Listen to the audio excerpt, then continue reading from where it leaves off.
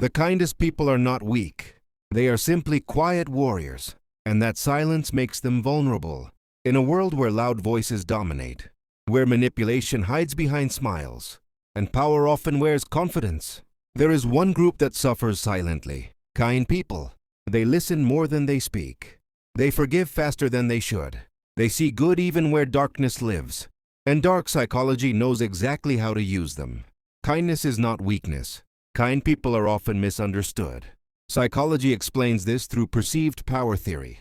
Humans unconsciously measure how much resistance someone gives, how easily they say no, how strongly they defend boundaries. Kind people avoid conflict, choose peace, prefer harmony over dominance. To manipulators, this looks like weakness, not because it is, but because dark minds look for silence, not strength.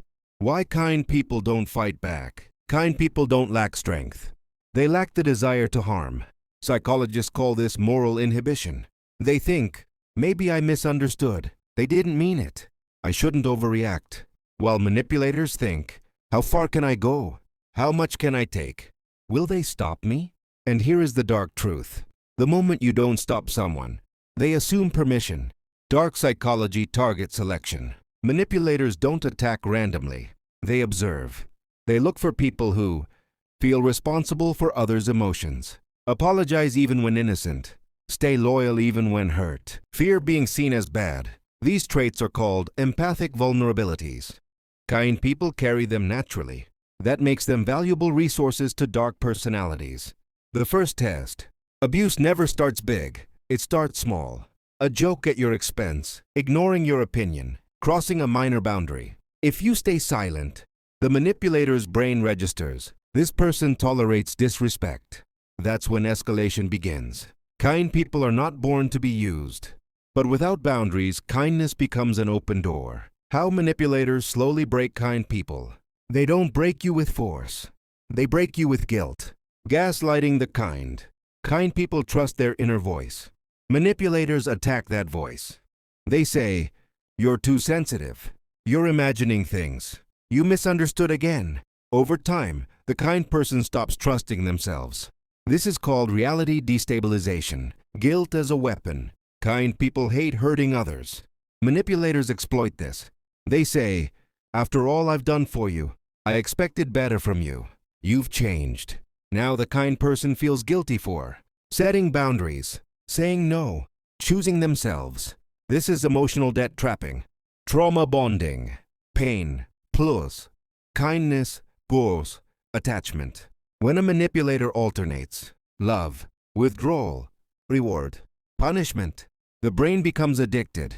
This is called trauma bonding. The kind person stays not because they are weak, but because their brain is chemically trapped.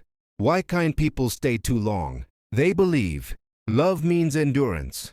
People change. If I try harder, manipulators believe this person won't leave. They always forgive.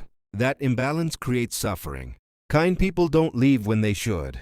They leave when they are completely empty. The most dangerous person is not the manipulator. It is the kind soul who learned boundaries. The awakening moment.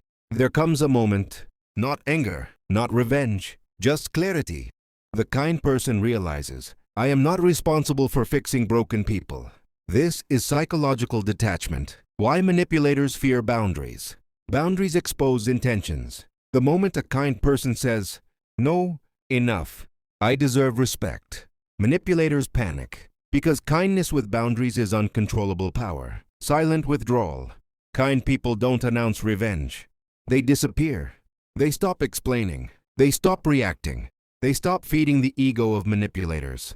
This is called emotional starvation strategy. The kind person doesn't become cruel. They become calm, selective, self-respecting. Their kindness now has rules. And dark psychology loses control.